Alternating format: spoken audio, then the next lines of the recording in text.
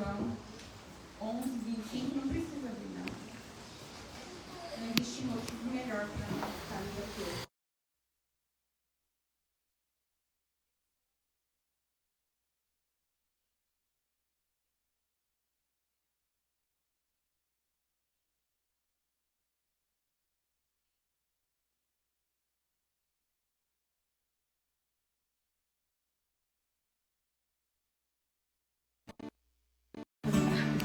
Vamos levantar para louvar o Senhor?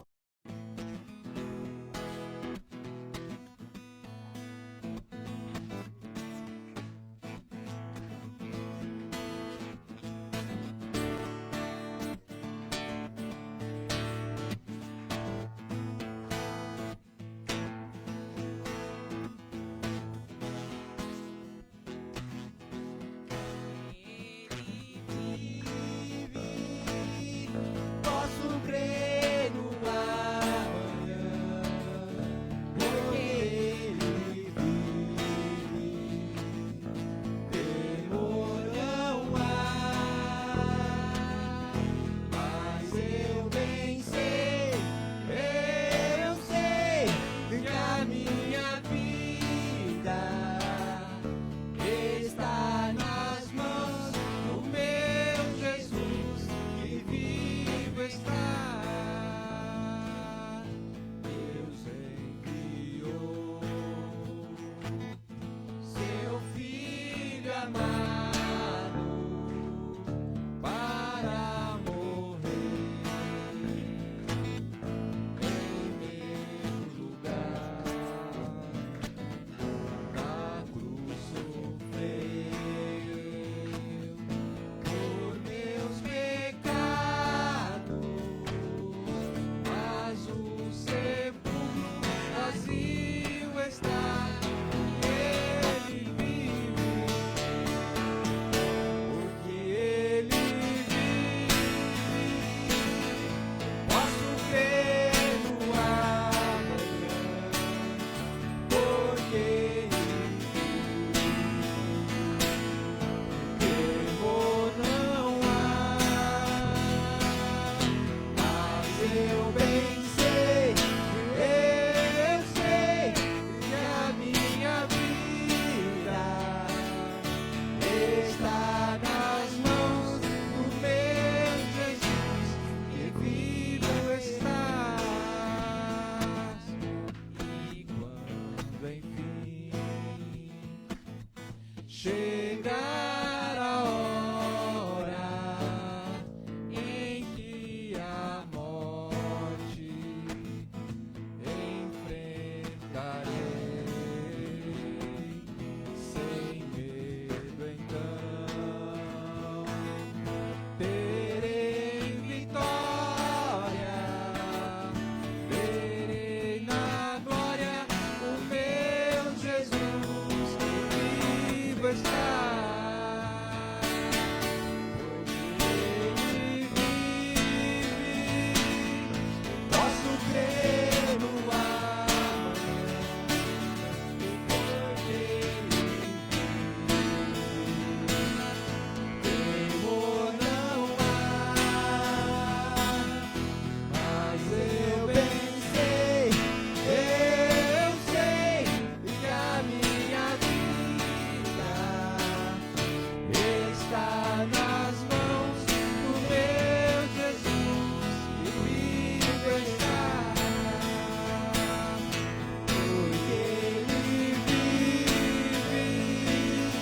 Posso crer no amanhã, porque Ele vive. Temor não há, mas eu bem sei que a minha vida está nas mãos do meu Jesus, que vivo está.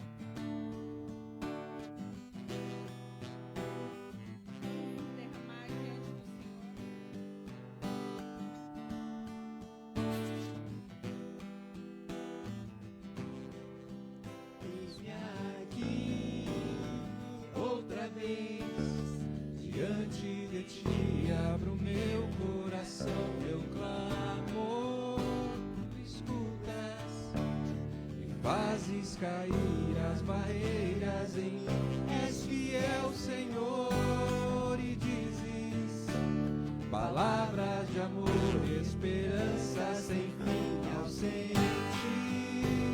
o teu toque, por tua bondade, libertas meu ser no calor desse lugar. Eu venho me derramar, dizer que te amo, me derramar, dizer que preciso me derramar, dizer que sou grato, me derramar, dizer que és formoso.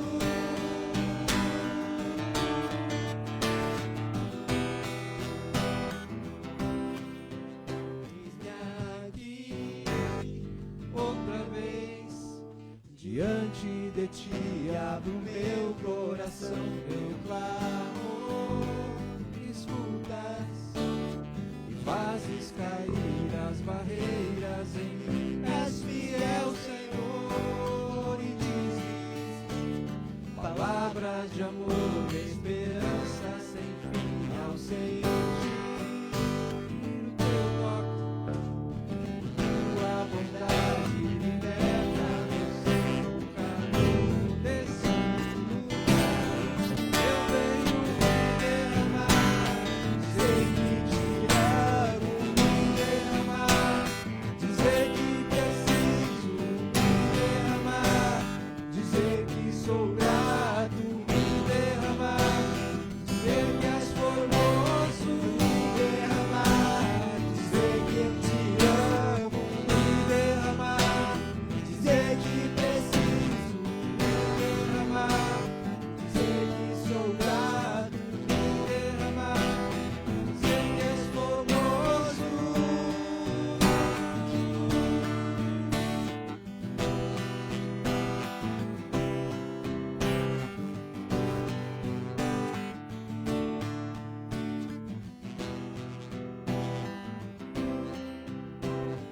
Me derramar, dizer que eu te amo, me derramar, dizer que preciso me derramar, dizer que sou grato, me derramar, dizer que és formoso.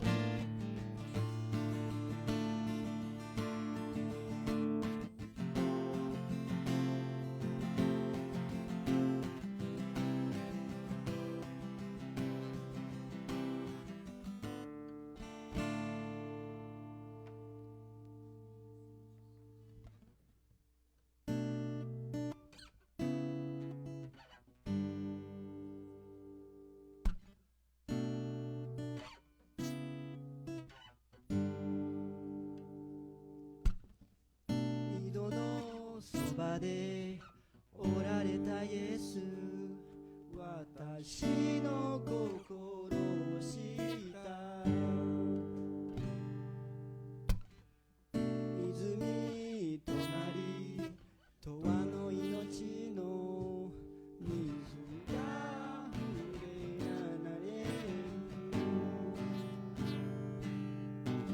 慌てることがないように主の水を下す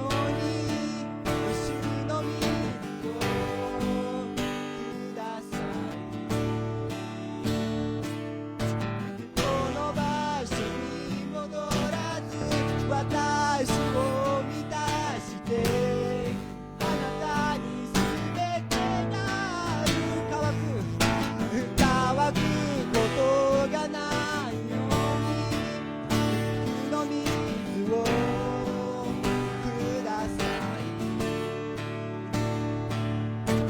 この場所に戻らず私を満たしてあなたにすべてなる主は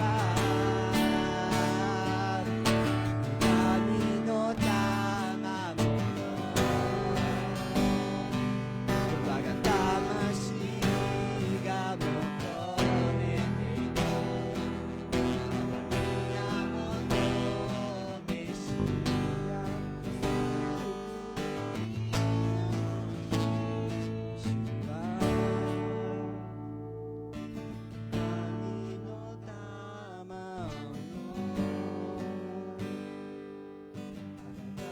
魂が求めていた我が源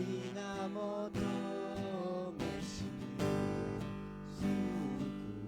い主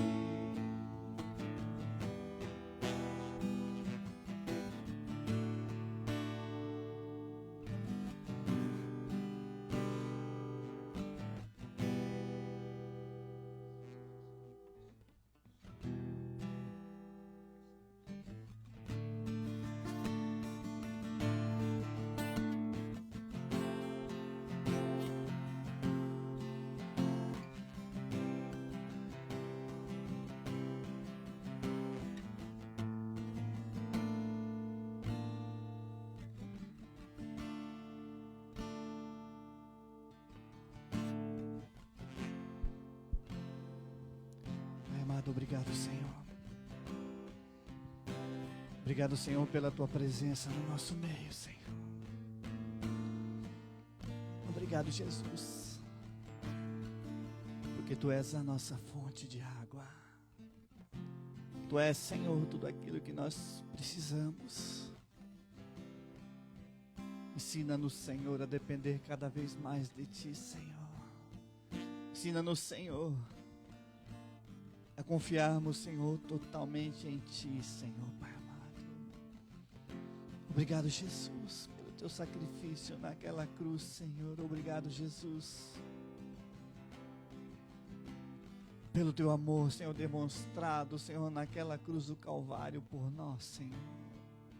Obrigado, Jesus, porque tu és a água, tu és a fonte da vida, Senhor. Tu és tudo aquilo, Senhor, que nós precisamos, Senhor. Tu és o nosso Deus. Tu és bom, Senhor. Pai amado, queremos te agradecer, Senhor, por tua presença, pelo teu sacrifício, Senhor. E que a cada dia, Senhor, o desejo de te buscar cresça, Senhor, em nossos corações. Que o desejo, Senhor, de depender de ti, Senhor, seja prioridade nos nossos corações, Senhor. Pai amado, que nós não venhamos a confiar nos homens, Senhor, mas venhamos a confiar somente em ti, Senhor. Porque tu és o autor e o consumador da vida, Senhor. Tu és o único, Senhor. O único e suficiente Salvador das nossas vidas, Senhor. O teu sangue, Senhor, é o único sangue que tem o poder de perdoar os nossos pecados e nos purificar, Senhor, de toda injustiça, de toda maldade, ó Pai amado. Eu quero te agradecer, Senhor, pelo privilégio, pela oportunidade, Senhor, que nós temos, Senhor, pela liberdade que nós temos de te adorar, de exaltar e engrandecer o teu nome, Senhor, com toda a liberdade, Senhor. Eu oro a ti e te agradeço em nome de Jesus. Amém. Amém. Shalom, igreja. Queria convidar o nosso irmão que vai estar ministrando a palavra nesta manhã. O irmão Daniel vai estar, Ednei vai estar trazendo uma palavra para nós. Eu queria que você estendesse a mão e abençoasse o nosso irmão. Amém. Libere palavras sobre a vida dele. Que o nosso Deus lhe dê graça nesta manhã, amém. Pai, em nome de Jesus, Senhor Pai amado, toma a vida do teu filho nesta manhã, Senhor Pai amado. Usa o Senhor com coragem, com ousadia, com intrepidez, Senhor Pai amado. Que o teu Santo Espírito, Senhor, esteja sob o controle da tua vida nesta manhã, Pai amado. Capacita o Senhor, Pai amado, para trazer uma palavra, Senhor, vinda do teu coração para os nossos corações, Senhor, Pai amado. Em nome de Jesus, nós abençoamos a vida do teu servo. Em nome de Jesus. Amém. Amém. Graça e a paz, irmãos. Podeis assentar. Vamos assentar, vamos se acalmar. As criançadas estão pensando aí no campeonato, estão pensando nas medalhas.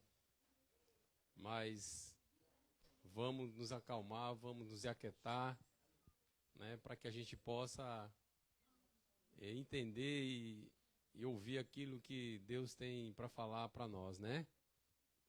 Eu ainda estou com uma dificuldade muito grande de falar, porque essa semana é uma semana muito difícil para mim. Já está com as 2 semanas que eu estou com a gripe muito forte, né? E, inclusive, quarta-feira nem fui trabalhar, estava com 38,5 de febre. E fui fazer o exame do corona, né? Já tinha passado pelo médico na segunda, daí estava sem febre, não fiz o exame, né? Mas aí na quarta-feira estava muito forte a febre, e aí eu falei, não é possível, eu devo estar com alguma coisa, corona ou influenza, não sei. E fui no médico e graças a Deus não era nada disso, né? Mas só que eu não fui trabalhar porque estava muito ruim. E tá com uns 4 dias ainda que estou sem ouvir direito, o ouvido esquerdo tá, não estou conseguindo ouvir, tá complicado, tá entupido, né? Então, foi uma semana muito difícil, uma semana onde a gente veio, assim, estudar, ler a palavra, orar e meditar, né? Mas eu falo assim para os irmãos, né?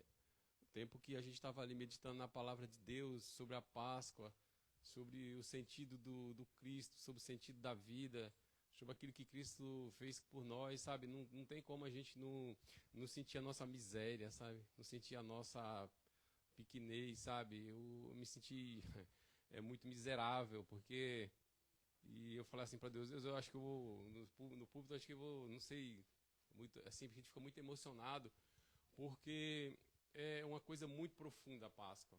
Ela nos leva a vários significado, ela nos leva a vários caminhos na palavra de Deus, né? Ela nos dá vários panoramas, né? E aí eu tava, assim, achei algumas coisas na internet, não pregações, mas alguns quadros na internet, e algo que me chateou muito é que no Brasil a pessoa começa a fazer perguntas na rua e de repente pergunta para a pessoa o que é a Páscoa. A pessoa não sabe o que é a Páscoa. A pessoa não sabe o significado da Páscoa. Então, o que acontece? O que acontece é que as festas, as solenidades que nós vemos em torno da Páscoa, elas ofuscam o verdadeiro sentido da Páscoa, que é Cristo morto, Cristo ressurreto, né? Então, as festas, o chocolate, o coelho, né? Quem já viu um coelho macho dá filhote, né? Então a gente vê que as coisas são pervertidas, o sentido das coisas são pervertidas, assim como o Natal também é pervertido, né? Então, eu acredito que as festas, a solenidade, tanta coisa que acontece, nos faz ofuscar o verdadeiro sentido da Páscoa. E até mesmo a questão da Páscoa, porque a questão da Páscoa, ela nos deixa meio confuso. O que realmente é a Páscoa? Você conversa com as pessoas, você pergunta para as pessoas não sabem direito o que realmente é a Páscoa. Porque a Páscoa, na verdade, não é uma festa cristã, não é uma festa, vamos dizer assim, nossa. Porque a Páscoa, na verdade, ela é uma festa judaica. Então, ela termina se confundindo com as datas e com aquela solenidade que a gente tem referente à Páscoa. A Páscoa cristã, na verdade, o que é? É um momento onde a gente tem para esclarecer para as pessoas o que foi a morte de Cristo na cruz, o que isso significou para nós. E a gente usa a Páscoa judaica, porque a Páscoa judaica, ela aponta para a figura de Cristo, para a figura do Messias, né?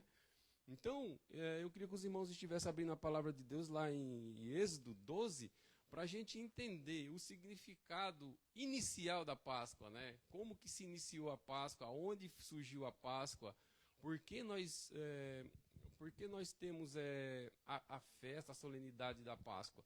Mas a gente tem que entender que a Páscoa em si, ela é uma festa judaica, né, que ela foi introduzida na nossa cultura a partir do século IV pela Igreja Católica e hoje, até hoje, nós temos a festa baseada no calendário mais católico, né, mas todas ao redor do mundo, as várias denominações, elas fazem a Páscoa, né, mas isso aí foi uma data apropriada que a Igreja Católica pegou, então, da comunidade judaica e colocou, então, no calendário cristão. É por isso que confunde as coisas. A gente não sabe o que é a Páscoa, a gente não sabe o que é a morte de Cristo, fica tudo meio misturado. Então é preciso que a gente faça um estudo, é preciso que a gente analise para poder a gente entender o que realmente é a Páscoa. Então, no Êxodo, a partir do capítulo 12 até o capítulo 14, até o versículo 14, perdão, eu vou ler aqui para os irmãos, e a gente vai fazer aí, então, uma conexão, né, entre a Páscoa judaica e a figura de Cristo no Novo Testamento. No capítulo 12 de Êxodo fala: E falou o Senhor a Moisés e a Arão na terra do Egito, dizendo: Este mesmo mês vos será o princípio dos meses. Este vos será o primeiro dos meses do ano. Falai a toda a congregação de Israel, dizendo: Aos 10 deste mês, tome cada um para si um cordeiro, segundo as casas dos pais, um cordeiro para cada casa. Mas se a família for pequena, para um cordeiro, então, tome um só com o seu vizinho, perto de sua casa. Conforme o número das almas, conforme o comer de cada um, fareis a conta para o cordeiro.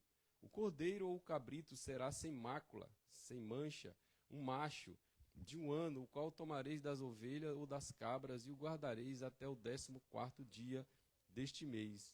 E todo o ajuntamento da congregação de Israel o sacrificará à tarde. E tomarão do sangue e poluão em ambas as ombreiras da verga da porta das casas em que o comerem. E naquela noite comerão a carne assada no fogo, com pães asmo, com ervas amargas, e comerão.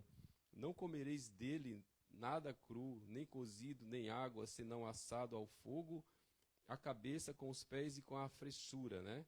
E nada dele deixareis até pela manhã, mas o que dele ficar até pela manhã queimareis no fogo.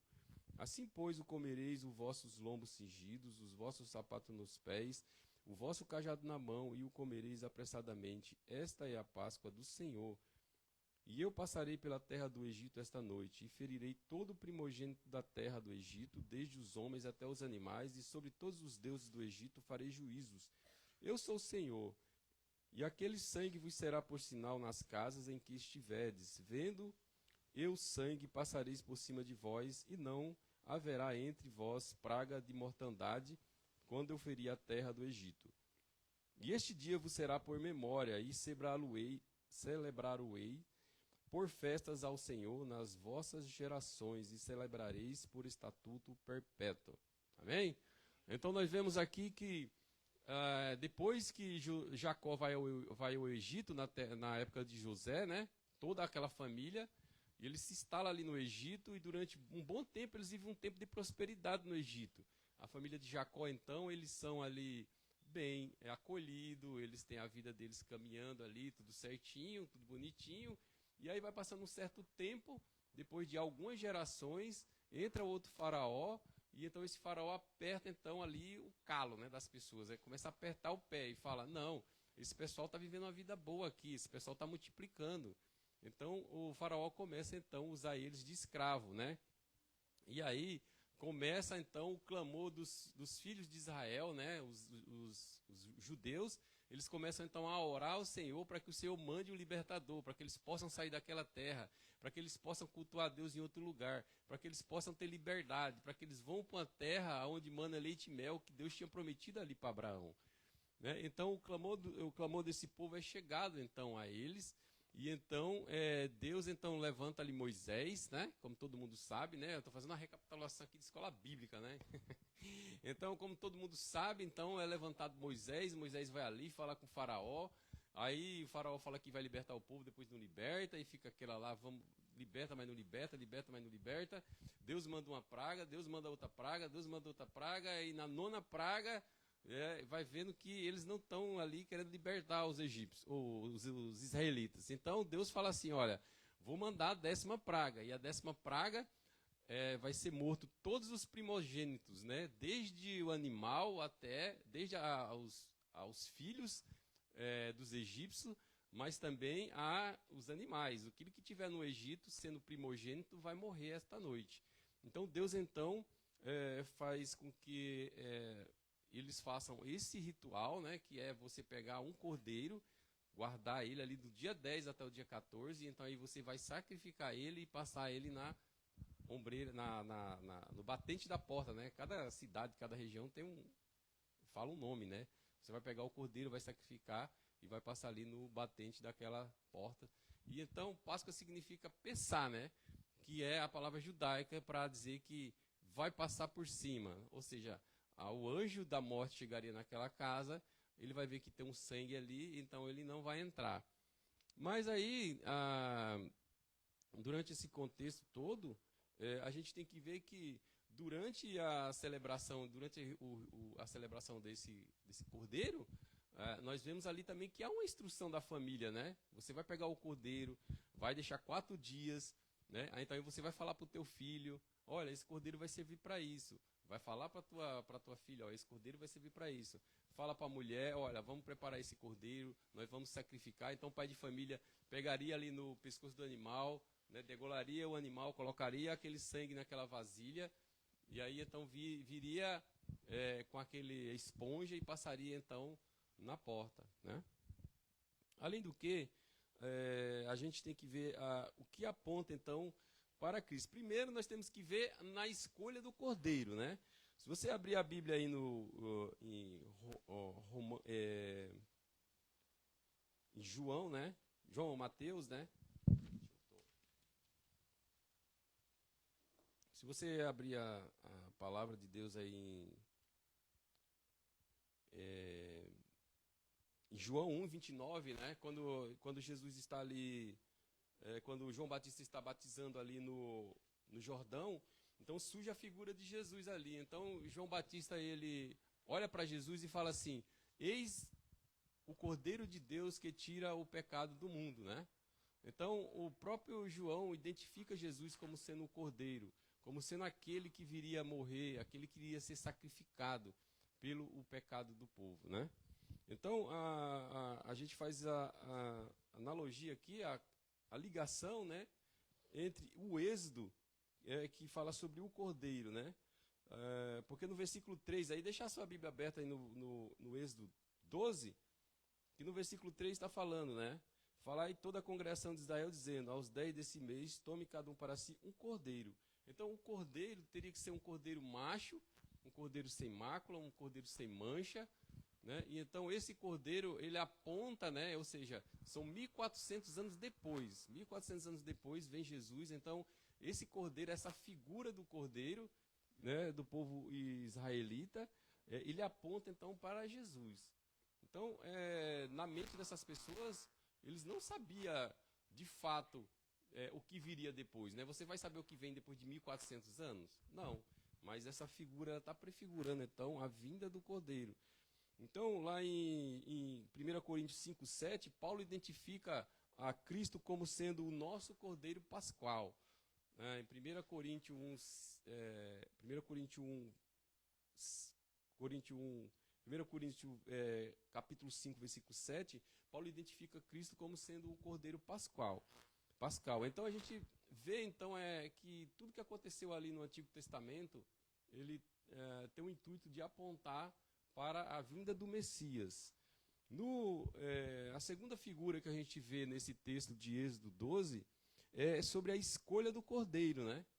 A escolha do cordeiro, o cordeiro teria que ser um animal macho, né? Mas por que um animal macho? Por que não a cabrita? Por que não um animal fêmea, né? Então, como Deus, ele é um Deus que é um Deus organizado, um Deus que organizou o mundo em 6 dias, né? Em 7 dias, né? E no 7º descansou. Então Deus, ele faz as coisas todas de forma organizada. Então por que um cordeiro macho? O cordeiro macho, a gente pode ver que lá em Romanos capítulo 5, versículo 19. Eu gostaria que os irmãos abrissem lá em Romanos 5, 19. E alguém abra também em 1 Coríntios 15, 21. 1 Coríntios 15, 21. 1 Coríntios. Eu vou abrir aqui em 1 Coríntios 15, 21. Obrigado, irmão. Deus abençoe. Tomar água para molhar as palavras, né? Obrigado, irmão. 1 Coríntios 15, 21, ele fala: porque assim como a morte veio por um homem, também a ressurreição dos mortos veio por um homem. Então, ele está especificando a figura do cordeiro macho, ele tá exemplificando, ele está dando um exemplo, ele está fazendo uma prefiguração também da questão do pecado, da questão da entrada do pecado no mundo, né? Então, o universalismo do homem, não é a questão aqui de ser machista, de nada desse tipo, mas é porque essa figura do macho, ele prefigura a universalidade, né? A representatividade do homem diante de tudo aquilo que aconteceu no passado. Então, nós vemos aí a questão, por exemplo, do primeiro homem, do pecado que entra no mundo através de que homem, né? Eu estou fazendo estudo em casa com as crianças, e aí eu pergunto para elas: Lucas, o pecado entrou no mundo através de quem? Vamos lá? Pô, é para responder, estou perguntando. Como o pecado entrou no mundo? Através de quem? Através do homem, mas que homem? Ah, sim, tá bom, nota 10. Então o pecado entra no mundo através de Adão, mas o pecado então é vencido do mundo através de um homem, não é isso? O que 1 Coríntios 15, 21 está falando? Porque assim como a morte veio por um homem, também a ressurreição dos mortos veio por um homem. Qual esse homem que veio então a ressurreição? Quem?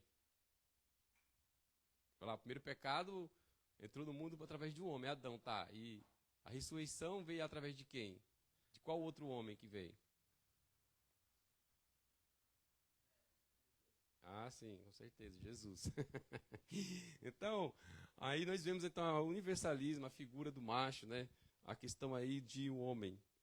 E o segundo ponto que aponta para a figura de Jesus é que esse animal ele não poderia ter defeito. Ele não poderia ter defeito. Alguém abre em Hebreus 4,15, por favor? Hebreus 4,15, quem pode ler aí com a voz, para economizar minha voz, né?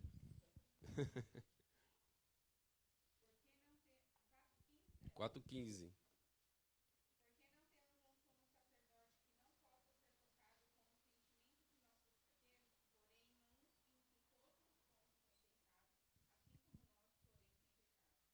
Amém.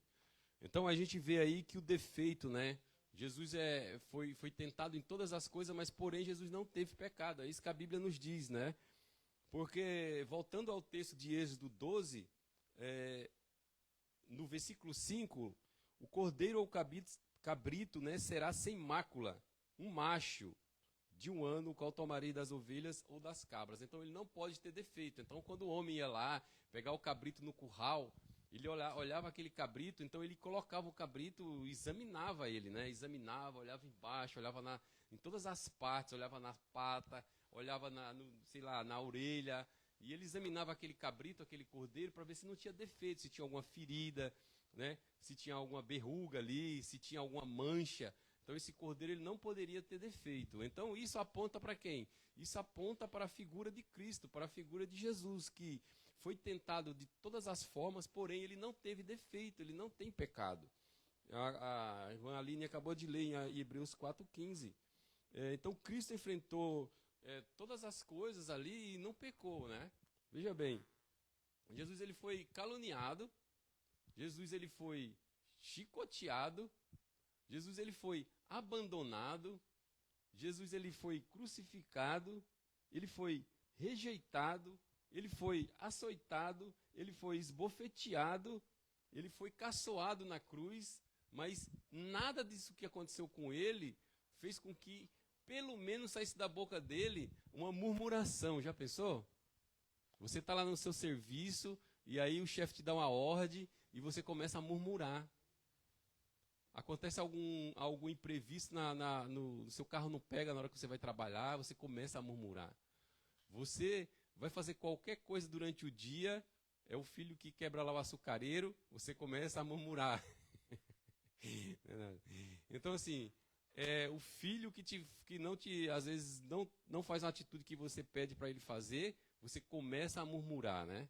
Então, Jesus, ele passou todas as situações drásticas na vida dele, né?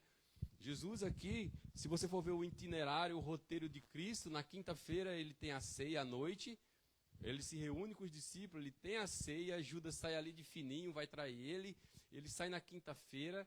Então, quando ele sai dali à noite, na quinta-feira, depois do jantar, ele vai lá para o Getsêmani, ele chega no Getsêmani com os discípulos, ele fala, olha, fica aqui sentado um pouco, ora um pouquinho aqui, que eu vou aqui nesse canto orar. Fica aqui orando. Então, Jesus volta, está os discípulos tudo roncando, tudo dormindo. Ele vai e repreende os discípulos. Ele está lá orando, de repente aparece aquela turba, aquele monte de gente com Judas do lado. Judas dá um tapinha nas costas dele, não tapinha não, né? Estou inventando aqui. Mas Judas chega, dá um abraço nele, beija ele, para identificar realmente que é ele. Então Jesus ali é traído naquela hora. Depois que Jesus é traído naquela hora, Jesus passa a noite toda sendo julgado. Naquele julgamento que tem nessa madrugada, da quinta para sexta-feira. Então Jesus ali, ele é o quê? Abandonado, é negado por Pedro, o galo canta na meia-noite ali, né, praticamente, e Pedro não está ali com ele está sozinho, ele passa a madrugada toda sendo julgado, a manhã toda sendo espancado, a manhã toda sendo imagina, você ficar quinta-feira para sexta-feira sendo espancado, sendo açoitado, colocar a coroa de espinho na sua cabeça, rasgar as suas vestes, venderam a sua roupa, você está pelado praticamente, você está despido praticamente, envergonhado, sangrando, fraco, de repente joga uma cruz nas suas costas e te leva para você caminhar centenas de metros, e de repente você chega num determinado lugar, né? E você chega naquele determinado lugar, é hora então da crucificação. Então quando é 9 horas da manhã, você então ali é crucificado naquele lugar. 9 horas da manhã você é pregado naquele lugar. 9 horas da manhã eles pegam, ele levanta a sua cruz e você fica pregado naquele lugar. Você fica ali a manhã toda agonizando. Você fica meia-noite, meio-dia a Bíblia fala que o véu do templo se rasga, há uma escuridão terrível na terra. E até às 3 horas da tarde praticamente você fica pendurado naquele madeiro e só às 3 horas da tarde você morre. Então, nós vemos que em todas essas coisas, e você está pregado na cruz ali naquele momento, e ainda chega os mestres da lei e fala para você, olha, se você é Deus, você desce desse lugar, né? E se é você nesse lugar, meu irmão? Você tem todo o poder na sua mão, o que você faz? Você desce da cruz com os 2 pés no peito do cara? O que você faz? E Jesus, ele passa por todos esses momentos, todas essas aflições, ele chora ali no Getsêmani, né? Chora não, ele soa, né, suor de sangue ali no Getsêmani, e mesmo assim ele não murmura, ele fala, se possível passa de mim esse cálice. Então, em todas essas coisas Cristo ele foi afligido, e em todas essas coisas Cristo não teve defeito. Cristo ele não murmurou, Cristo ele não reclamou, Cristo ele seguiu firme o seu propósito. Então, quando a gente fala do Cordeiro que não teria marca, que não teria mancha, que não teria defeito, é porque Jesus ele não pecou. A Bíblia, em todos os lugares da Bíblia, a Bíblia fala que Jesus não teve pecado algum, né? Amém? Então, ele deveria não ter defeito, né? Eu já falei aqui. Em Isaías 53 fala que como ovelha muda, ele foi levado ao matadouro. Ou seja, como uma ovelha muda, ele não falou nada, simplesmente no julgamento, ali perante Pilatos, né? E perante aquela multidão, ele não falou simplesmente nada.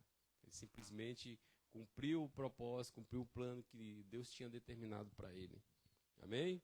Por amor de mim, por amor de você, né? E a gente é muito ingrato, né? Porque a gente começa a ler todas essas coisas, a gente começa a se debruçar sobre o texto, a gente começa a observar essas cenas, a gente começa a viver aquela realidade, né? Como se nós estivéssemos ali presente, e a gente fala, meu Deus, como eu sou miserável, né? Como eu sou ingrato, como nós somos injustos, como nós somos como nós somos pecadores mesmo, né? Como nós somos uns seres terríveis, terríveis mesmo. O pecado nos deformou de uma forma que tem nos impedido de conhecer ao Senhor, de se aproximar do Senhor, de realmente de se entregar ao Senhor, né? Então o pecado ele tem nos deformado em todos os aspectos possíveis, né?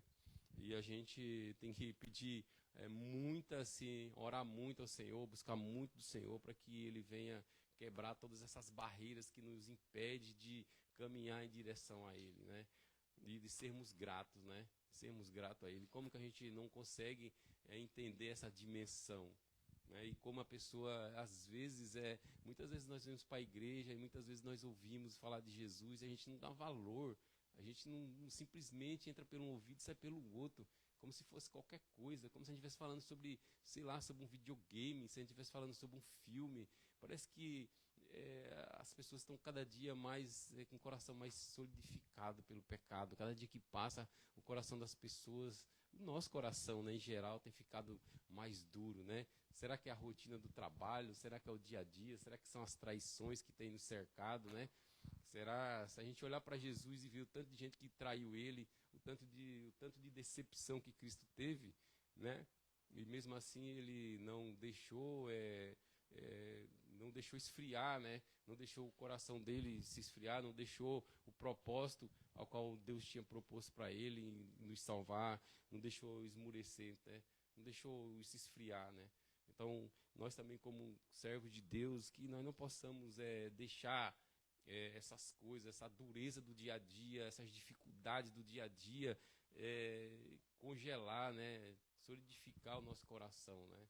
Que a gente possa ter um coração sensível para ouvir a voz de Deus, um coração sensível para ouvir o chamado de Deus para a nossa vida, né? Amém? E toda a congregação de Israel o imolará, né? No versículo 6 aqui de Êxodo, como eu falei para vocês deixarem a palavra de Deus aberta em Êxodo, no capítulo 12, para a gente ter fazer esse apontamento entre o cordeiro pascal, né, o cordeiro judaico e o cordeiro de Cristo, né? Um cordeiro que seria Cristo. Então nós temos aqui no versículo 6, e o guardareis até o 14º dia deste mês, e todo o ajuntamento da congregação de Israel o sacrificará. Então toda a congregação de Israel se juntaria então, e então eles sacrificariam o cordeiro, né? Algo interessante que eu vejo também na questão do sacrifício do cordeiro, é que aí a gente também já prefigura também a figura da igreja, né? A figura da família. Porque quando você não tem condições, por exemplo, de sacrificar um cordeiro, você chamaria o seu vizinho e cearia com ele. Olha, o vizinho não tem condição de ter o cordeiro, não tem condição, a minha família é muito pequena, o cordeiro vai sobrar, então você chamaria uma outra pessoa para participar daquele ritual, né? Então nós vemos aí que a congregação de Israel estaria presente no sacrifício do cordeiro, assim como foi na época de Jesus. Jesus estava sendo crucificado, mas no templo estava acontecendo os sacrifícios com certeza, né?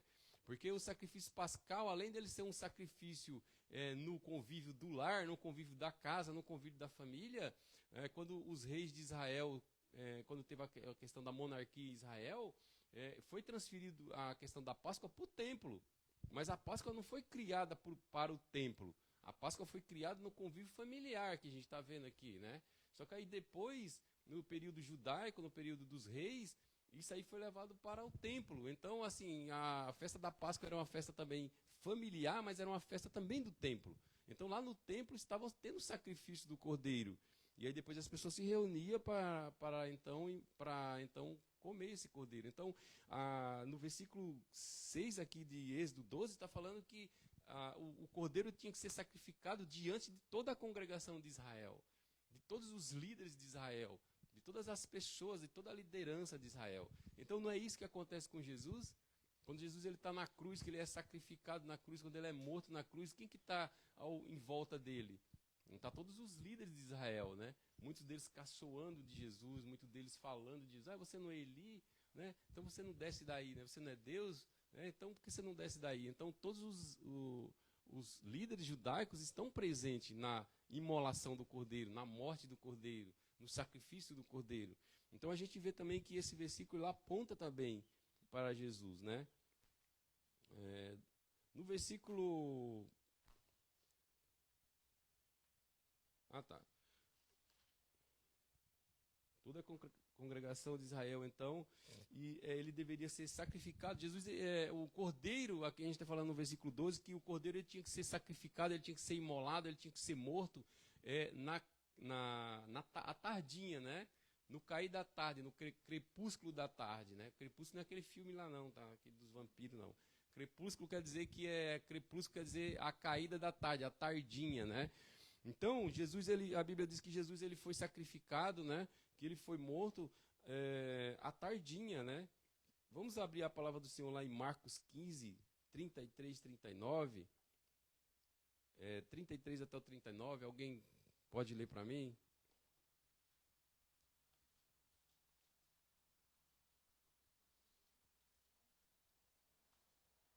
Marcos 15.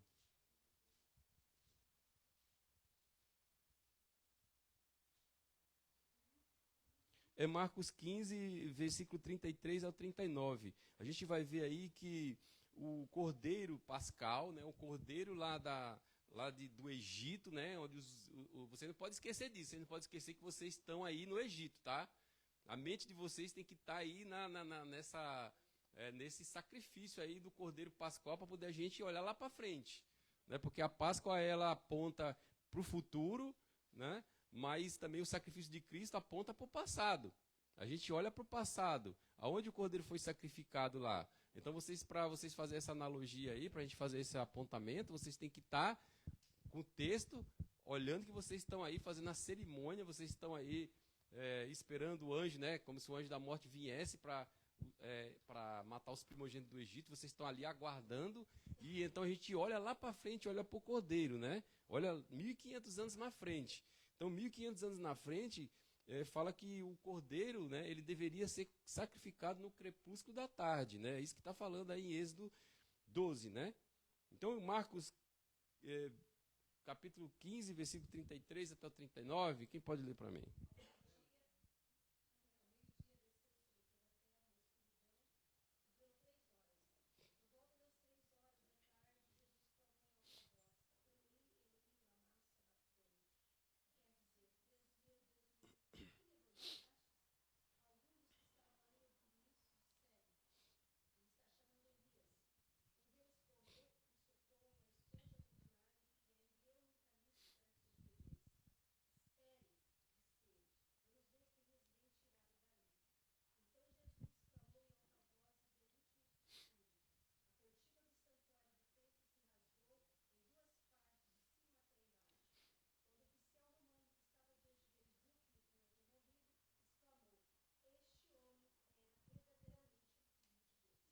Amém. Então nós vemos aí a morte que se deu, a morte de Cristo, às 3 horas da tarde, na hora nona, né? Porque o judeu, ele conta a hora assim, né? 6 horas, no caso, às 7 horas, de 6 para 7 é a primeira hora, né? Depois 8 horas seria a segunda hora e por aí vai. Né? De hora em hora tipo 6 para 7 horas, uma primeira hora, segunda hora, terceira hora, quarta hora, quinta hora. Então Jesus ele morre na nona hora. Mas a Bíblia diz que do meio-dia, né, até as 3 horas da tarde houve escuridão, né? Houve escuridão em volta dali onde Jesus estava. Então, a parte da tarde, Jesus então expira, então Jesus ali, ele morre. Então, também aponta, né, que o cordeiro deveria ser sacrificado a essa hora. Então, a morte de Cristo, ele também prefigura, né, o que a gente está lendo aqui em Êxodo 12. Para a gente entender, gente, que a Bíblia, ela é uma engrenagem. A Bíblia, ela não tem nada fora do lugar. Quando você lê alguma coisa no Antigo Testamento, ele vai levar você lá para o Novo, vai levar você para o Apocalipse, vai levar você para Marcos, para Lucas. Então a Bíblia ela é um livro perfeito, um livro que é uma engrenagem, não tem nada é por acaso na palavra de Deus. Então quando você estiver lendo alguma coisa na palavra de Deus, procure os versículos-chave e pesquise, e veja o que Deus quer falar com você ali. Então a gente vê ali que Jesus ele estava na cruz naquele momento, e aí então molha uma esponja, né, com vinagre para dar e coloca na boca de Jesus, né? Mas para que é essa esponja com vinagre, né? Vou sair fora do texto aqui não, mas a gente está explicando o contexto. Mas essa esponja com vinagre era colocado na boca dos prisioneiros para poder amortecer a dor, porque era como tipo um vinho ruim, né? O vinagre é tipo um vinho ruim. Então isso amorteceria a dor, isso tiraria a dor da pessoa, né? Então, mas Jesus, em outra passagem, Jesus fala que Jesus recusou isso. Jesus ele não quis tomar isso. Então, até nisso, Jesus ele quis participar de toda a dor, né? Porque Jesus poderia ter tomado isso e amenizado a dor dele, como ser humano, mas mesmo assim ele não quis. Ele quis sentir a dor né? A dor da morte ali, a dor do sofrimento, por mim e por você, tá? Então, para que a gente possa valorizar isso, eu estou falando isso para a gente poder valorizar que Cristo ele preferiu ficar com dor ao invés de tomar algo para amortecer aquilo. Amém? Então, Levítico 17:11, alguém lê Levítico 17:11? Levítico 17:11, para a gente ver que a sua expiação é em favor da humanidade, né? Então nós vemos que o cordeiro ele teria que ser sacrificado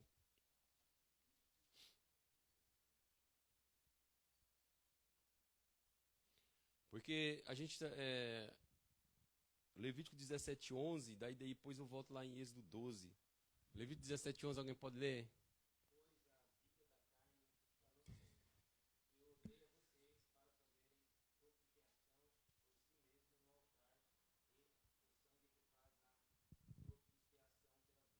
Amém?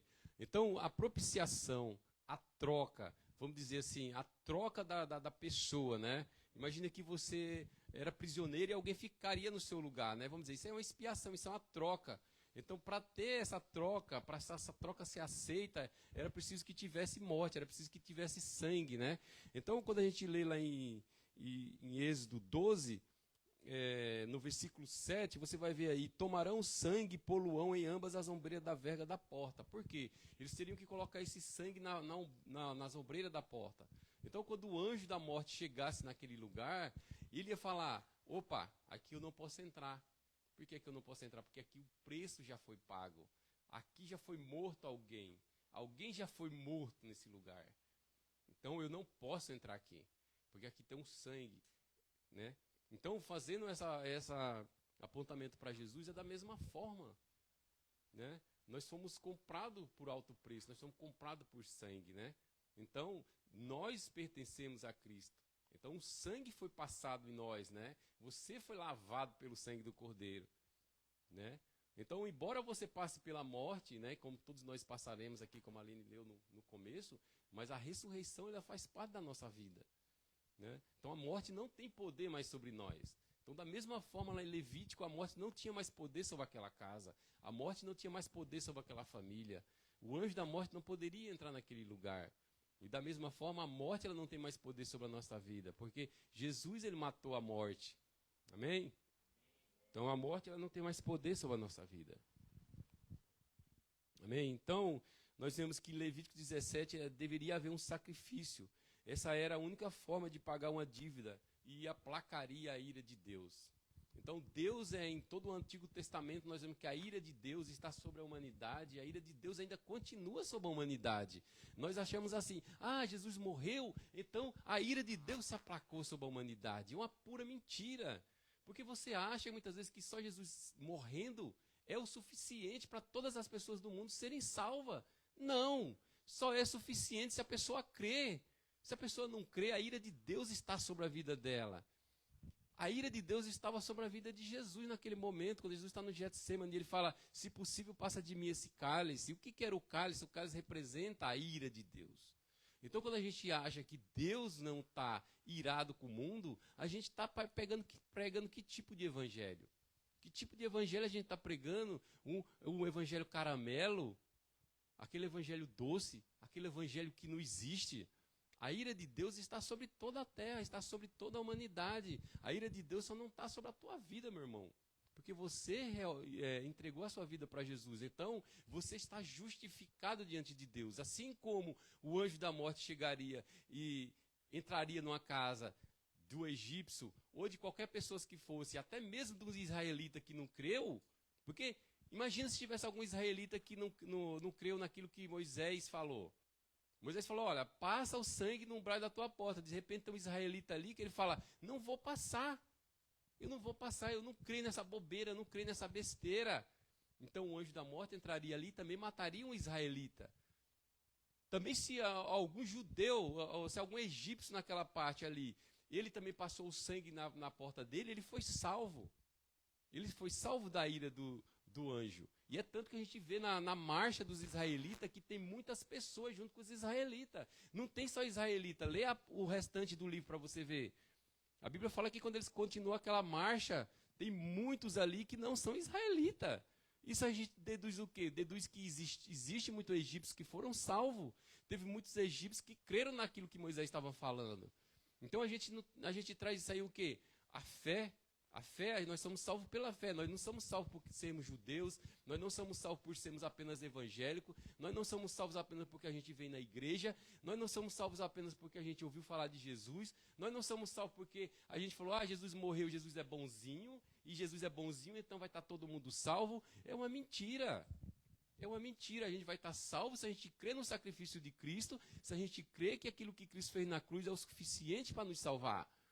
Então você é salvo por isso, você não é salvo porque você vem na igreja, você não é salvo porque você assiste um programa de televisão, você não é salvo porque você lê a Bíblia de vez em quando, você não é salvo porque você fala que Jesus morreu, a Páscoa, Jesus é Páscoa, eu vou comer chocolate, então, eu vou para a igreja, então eu sou salvo por causa disso. Não, nós somos salvos pelo sacrifício do Cordeiro. Você tem que crer no sacrifício do Cordeiro, você tem que crer que Jesus morreu no teu lugar. Se você não crê nisso, sinceramente, você vai estar se enganando. Você vai estar achando que você é salvo sem você ser salvo. E isso que a gente não quer. A gente quer que você creia realmente no verdadeiro evangelho. Romanos 5, a partir do versículo, do versículo 8 até o 9. Alguém abra, por favor, eu vou pedir para 3 pessoas abrirem. Efésios 1:7,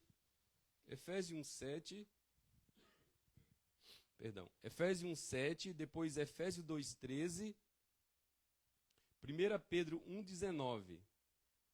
Eu vou abrir aqui em Romanos 5. Romanos 5.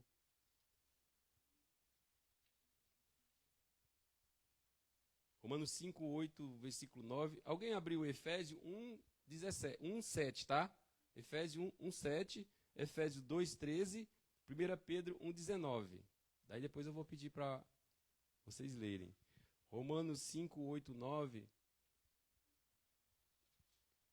Romanos 5, 8, 9 fala: mas Deus prova o seu próprio amor para conosco pelo fato de ter Cristo morrido por nós, sendo nós ainda pecadores. Logo, muito mais agora, sendo justificados pelo seu sangue, seremos por ele salvos da sua ira. Então,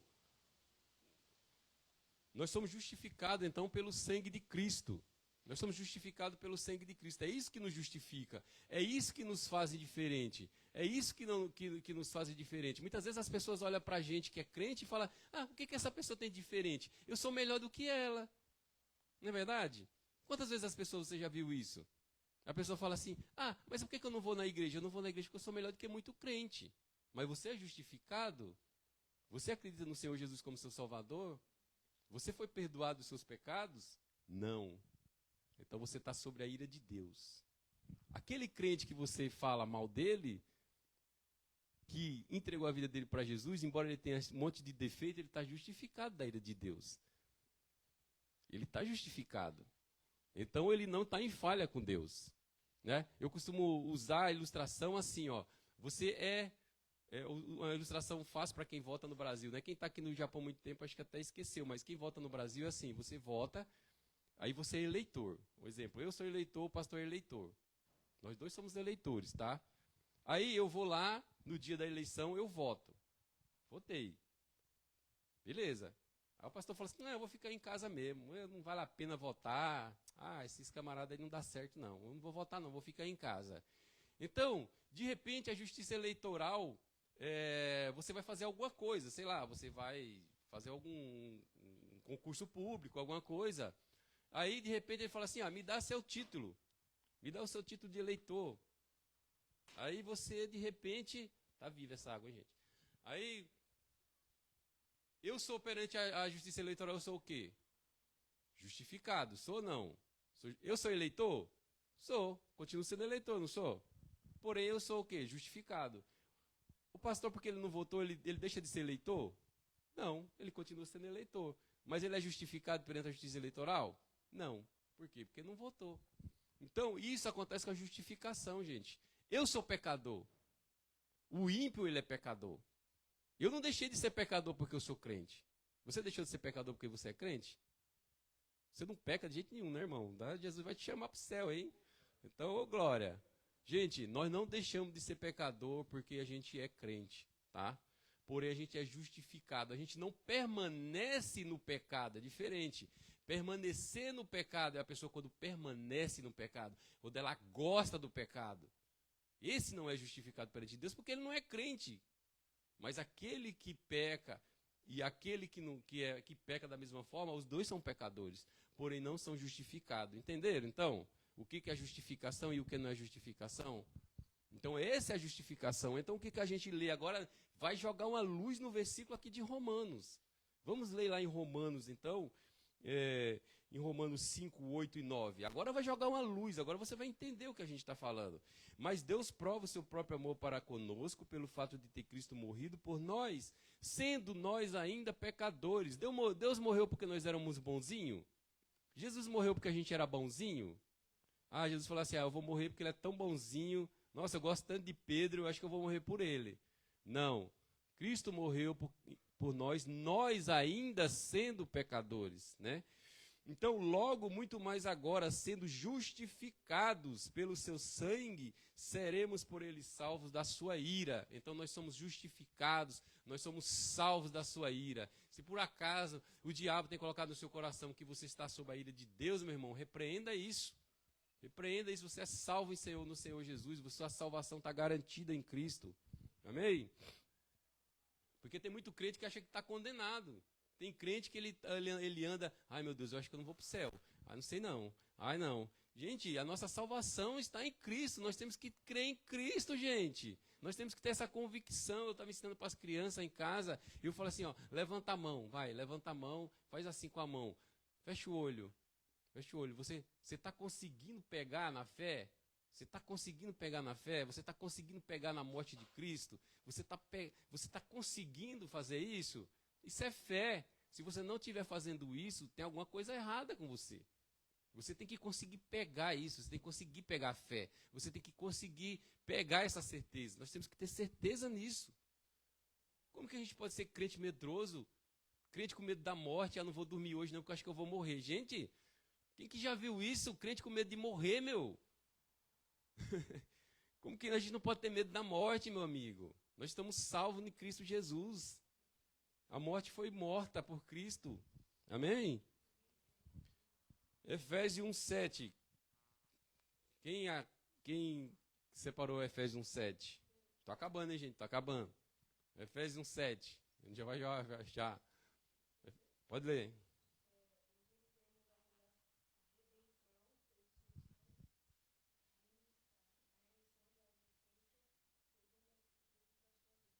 Amém? Então a morte de Cristo, ele nos dá remissão dos pecados. Ele retira de nós os pecados, ele nos lava do pecado. Não é isso que a gente fala no batismo? Quando você entra no batismo, o que acontece no batismo? Seus pecados ficam ali na água, meu filho. O que você fez? O fulano matou 50 pessoas. Não importa. Não importa. Acabou ali. Esquece daquilo que passou. Tem as consequências? Tem. O cara vai ser preso, vai ficar na penitenciária a vida toda. Porém, os pecados dele já foram embora. Então a gente tem esse negócio de separar quem peca mais, quem peca menos, né? Então a Bíblia diz o quê? Que nós fomos remidos dos nossos pecados. Efésios 2:13. O que fala? Efésios 2:13.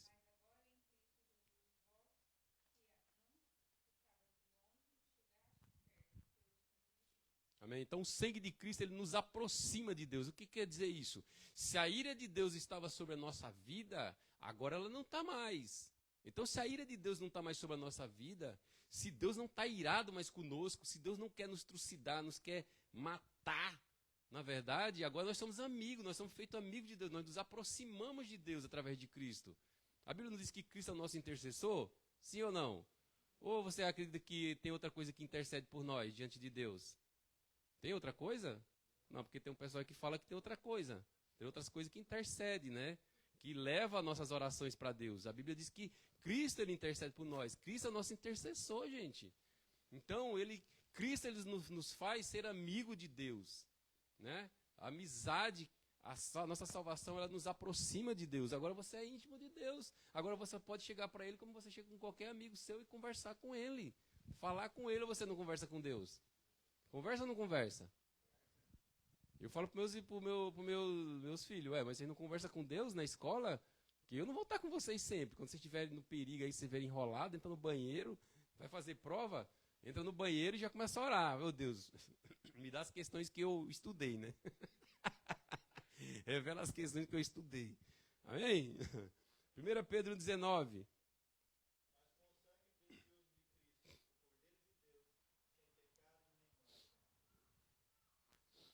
Fomos resgatados. Acho que é o 19 ou 20.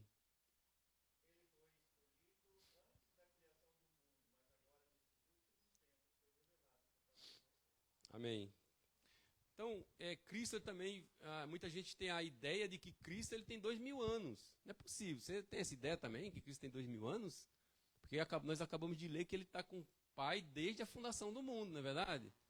Então tem muita gente que fala assim, Cristo tem 2000 anos só, ele nasceu esses dias, né? 2000 anos atrás. Então a gente não tem a ideia de que Cristo estava com Deus desde a criação do mundo. Amém? Marcos 16, versículo 6.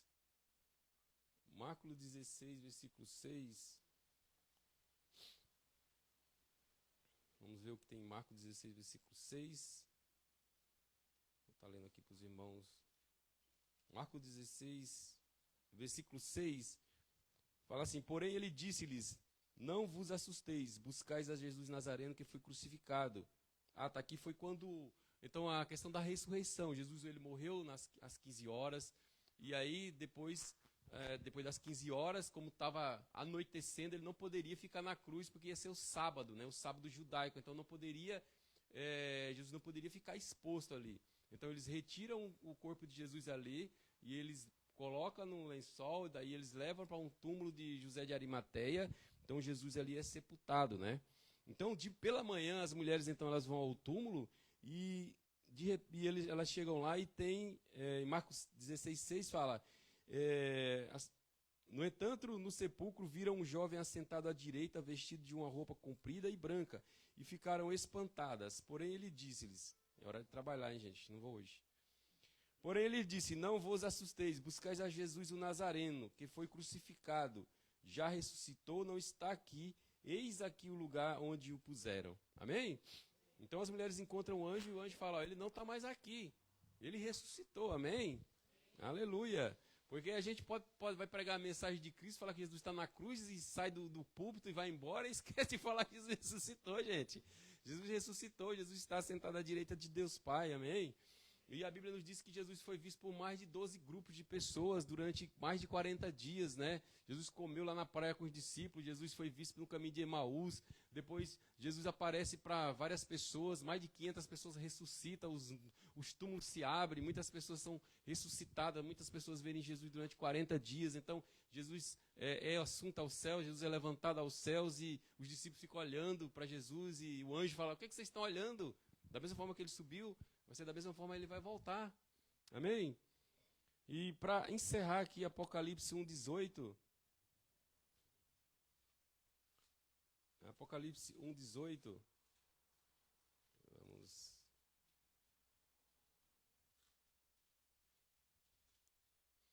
Apocalipse 1,18. Fala.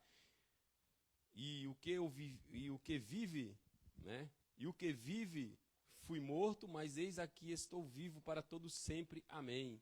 E tenho as chaves da morte e do inferno. Amém? Então o próprio Cristo está falando, olha, eu fui morto, e o que vive, fui morto, mas eis aqui, Estou vivo para todo sempre. Amém. Eu tenho a chave da morte e eu tenho a chave do inferno. Amém?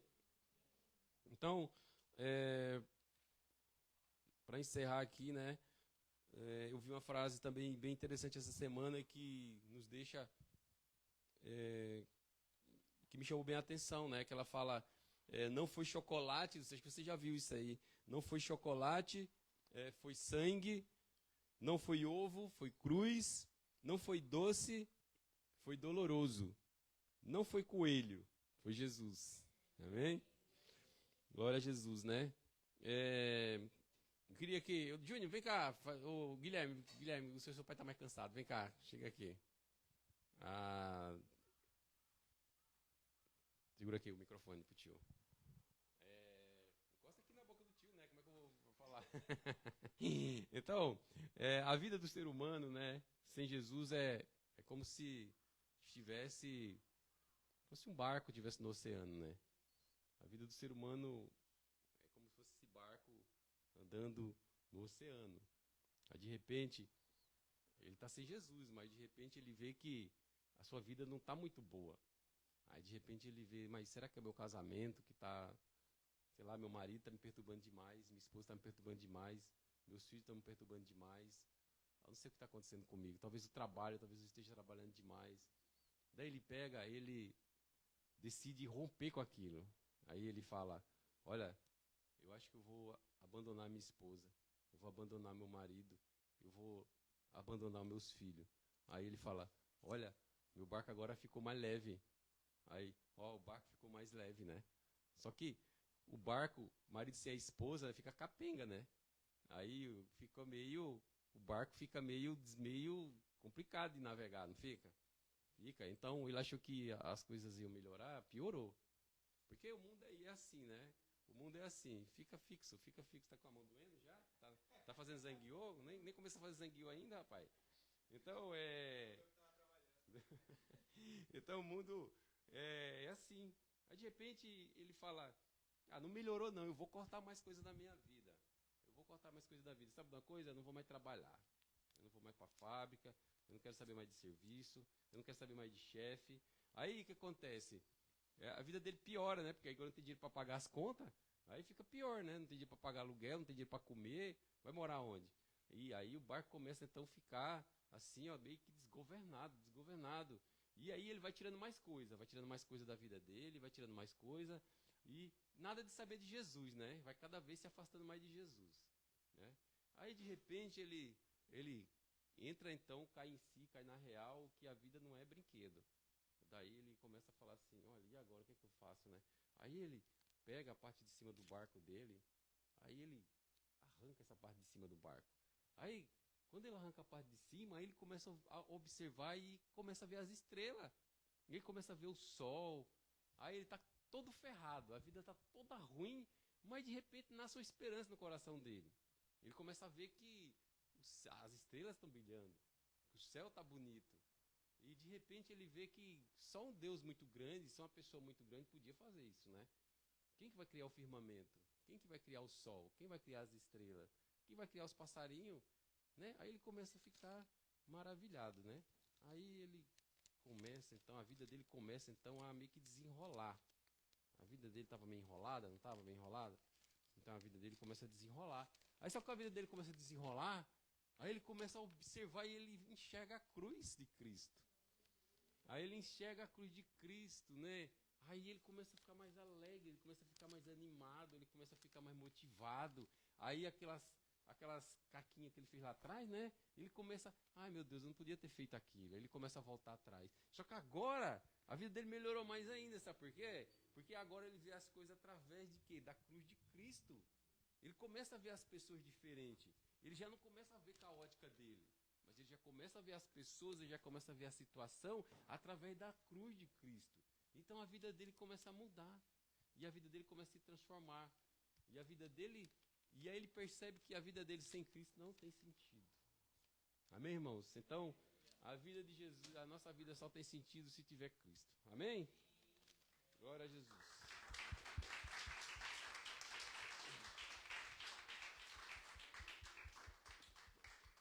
Glória a Jesus. vamos iniciar então agora. Gostaria que os irmãos ficassem em pé, né? Aqueles que podem ficar em pé, né? Porque às vezes as pessoas não conseguem. Obrigado, Guilherme. Estava até esquecendo, estava tão bom você segurando o microfone. Amém? Nós vamos agora. Eu acredito que não tem mais alguma outra. Né? Primeiro a gente vamos orar, né? Vamos orar e agradecer a Cristo, né? E eu espero que os irmãos tenham entendido, né? Que a Páscoa judaica é o cordeiro. A Páscoa judaica é o cordeiro sendo imolado, o cordeiro sendo sacrificado para se passar nos umbrais da porta, para que o anjo da morte e a 10ª praga não atinja aqueles que estão dentro daquela casa.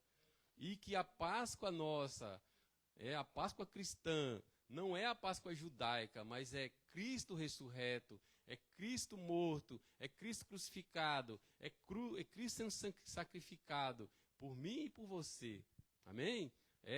A Páscoa sem ressurreição não é Páscoa. A Páscoa sem Cristo não é Páscoa. Então nós acreditamos que o nosso Cristo morreu e ressuscitou em nosso lugar. Mesmo nós sendo pecadores, nós sendo falhos, o Senhor nos ressuscitou por isso. Amém?